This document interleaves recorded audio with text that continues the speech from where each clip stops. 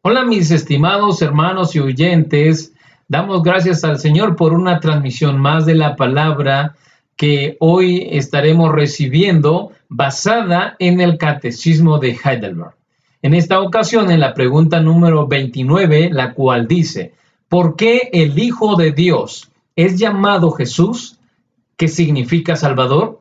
La respuesta es, porque nos salva y libra de todos nuestros pecados, y porque en ningún otro se debe buscar ni se puede hallar salvación. Hemos estudiado algo acerca de la providencia de Dios y de cómo toda la vida y el mundo entero están en sus manos, en las manos de nuestro Padre Celestial. Ahora es necesario saber que el hombre fue creado a la imagen de Dios y en un estado de inocencia, capacitado por Dios para gobernar toda la creación como el virrey. Pero tristemente no permaneció en ese estado, sino que incurrió en pecado, transgrediendo la palabra ley de Dios, ocasionando que la humanidad entera fuera corrompida y condenada, al igual que la creación.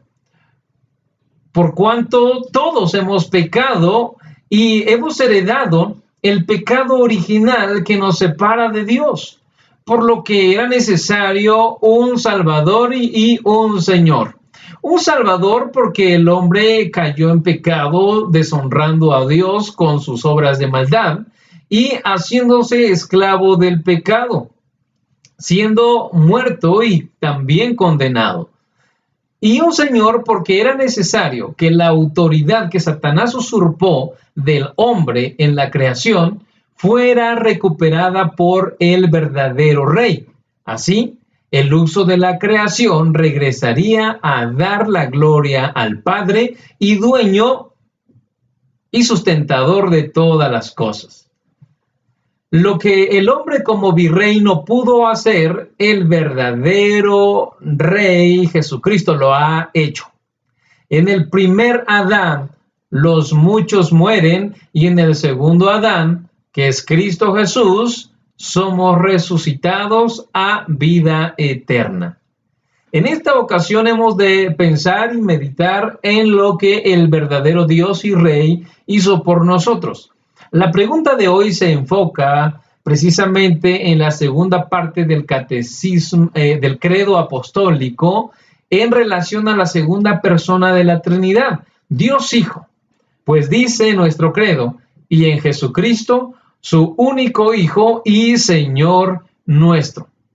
Contestemos ahora lo que dice la pregunta, ¿por qué el Hijo de Dios es llamado Jesús, que significa Salvador? Primeramente porque nos salva y libra de todos nuestros pecados. ¿Quién podría, por más que se esfuerce, limpiar sus propios pecados delante de Dios?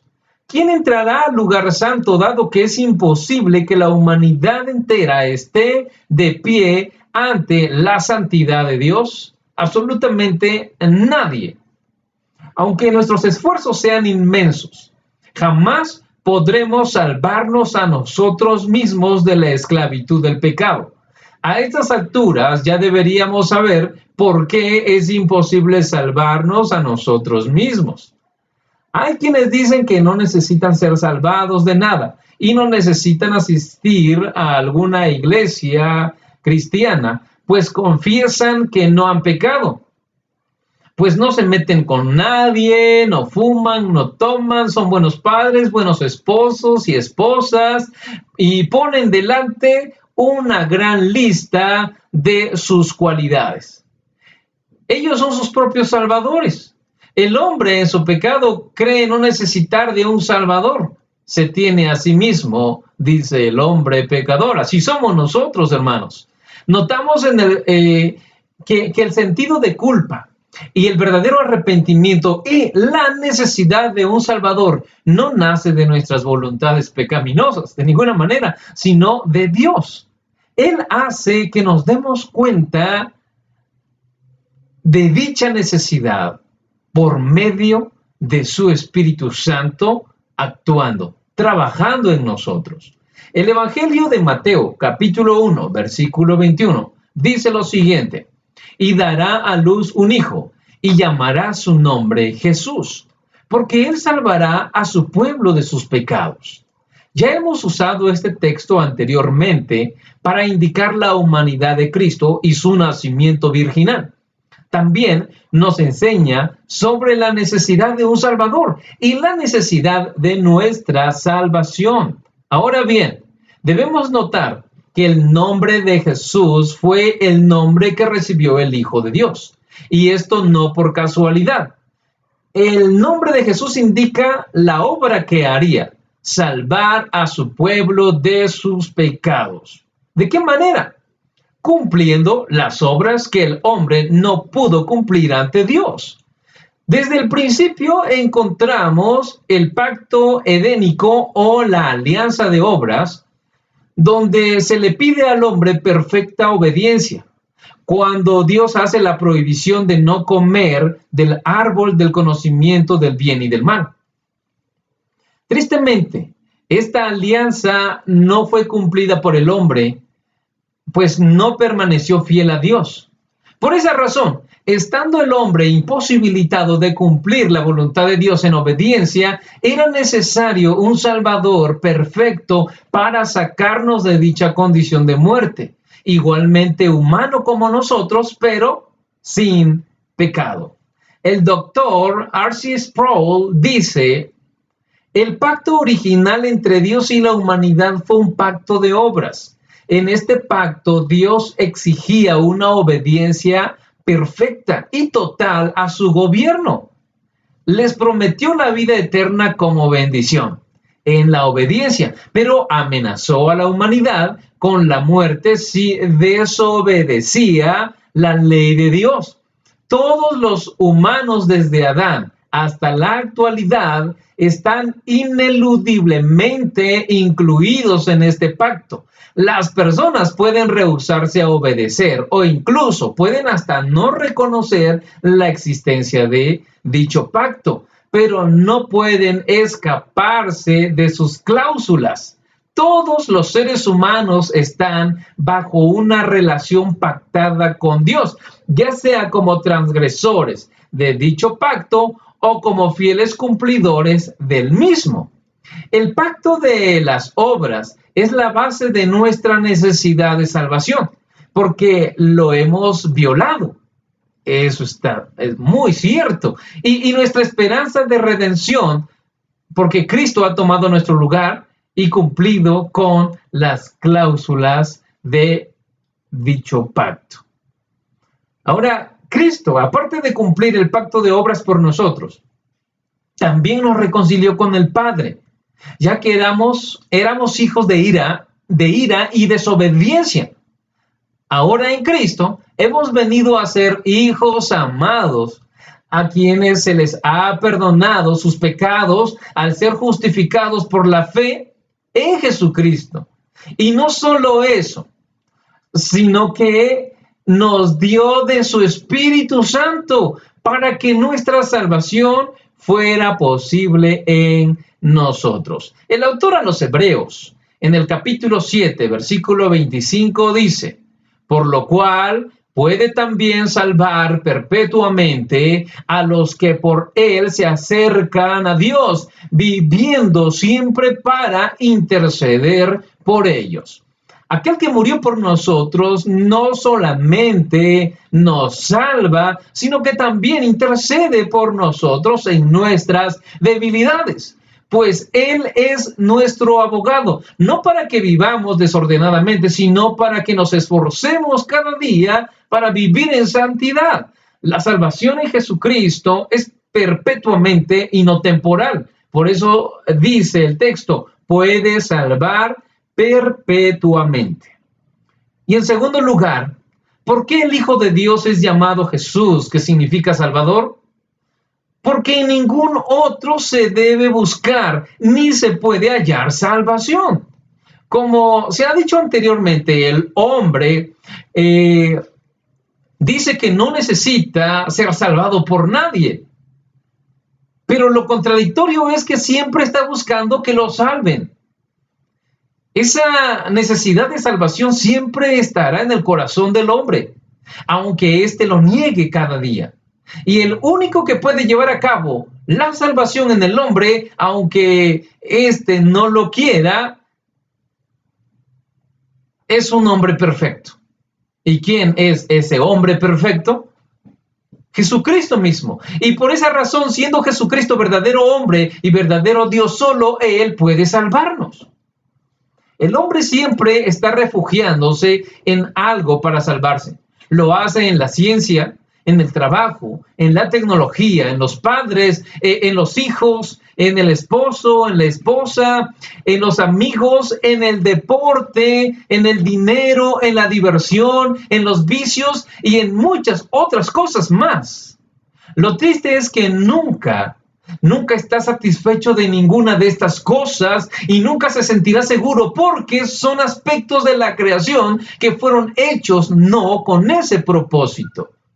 El profeta Isaías escribe esta confesión sobre el único y verdadero Dios, el único que puede salvar a su pueblo, y dice en el capítulo 43, versículo 11, Yo Jehová, y fuera de mí no hay quien salve.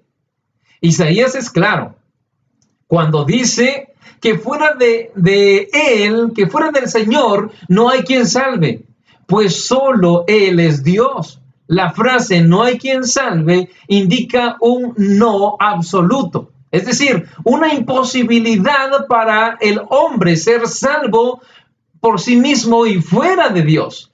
Eso quiere decir que es necesario estar dentro de Él para ser salvos, y esto solo es por Jesucristo, su Hijo amado.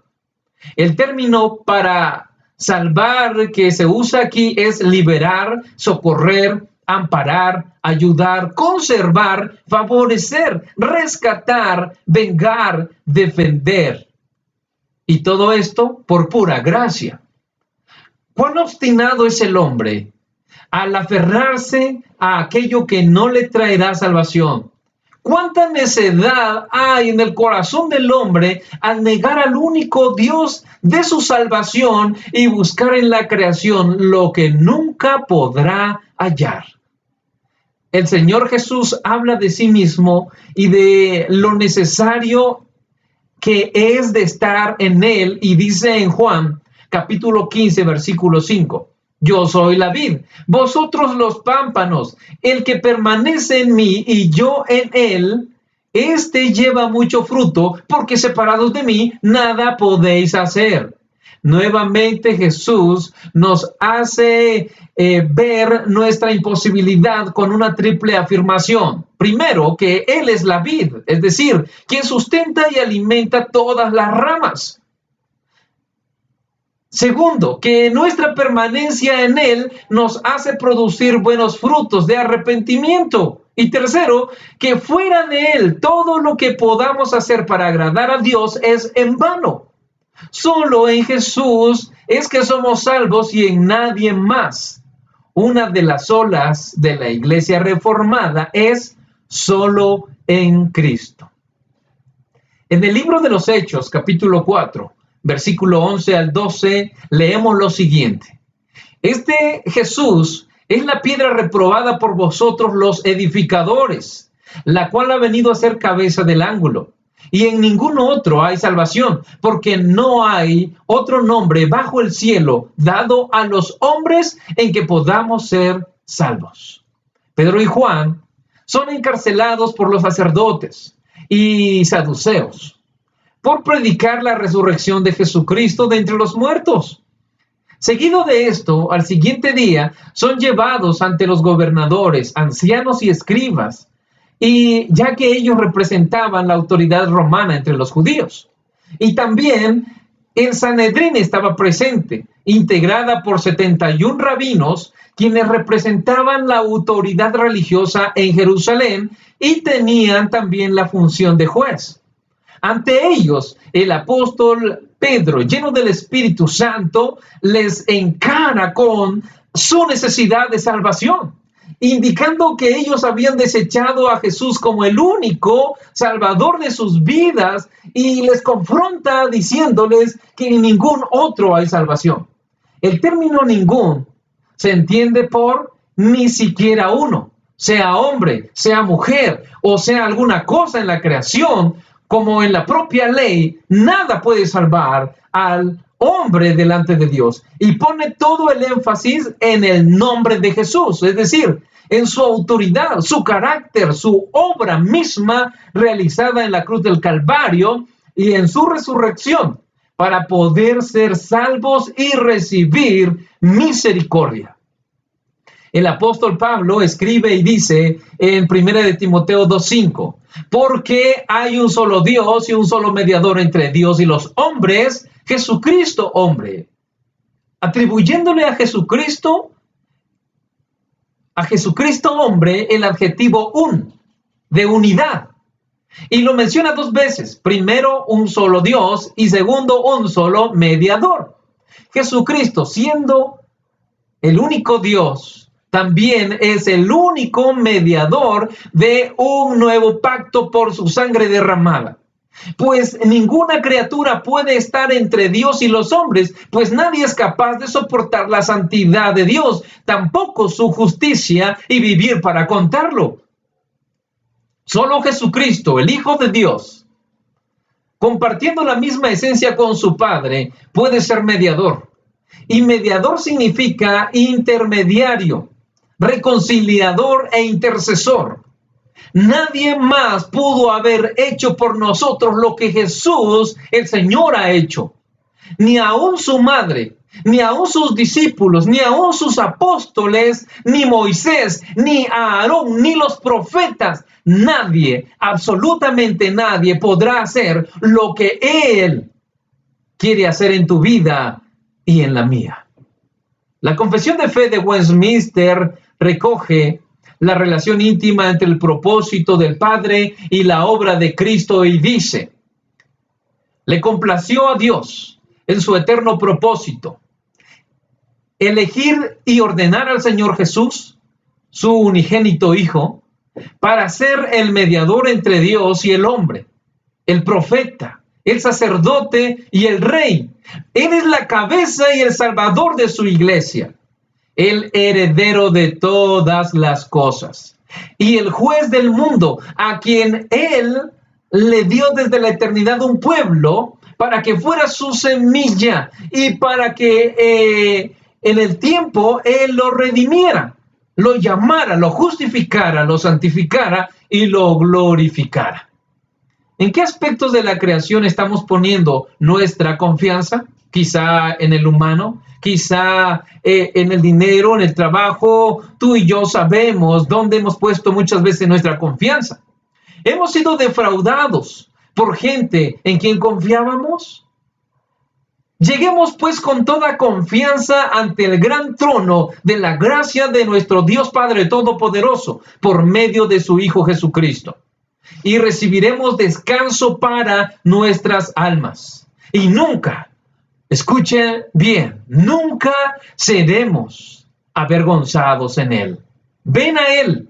Él te está llamando. No tardes. Cree en el Señor Jesucristo y serás salvo tú y tu casa. A Dios sea la gloria. Amén.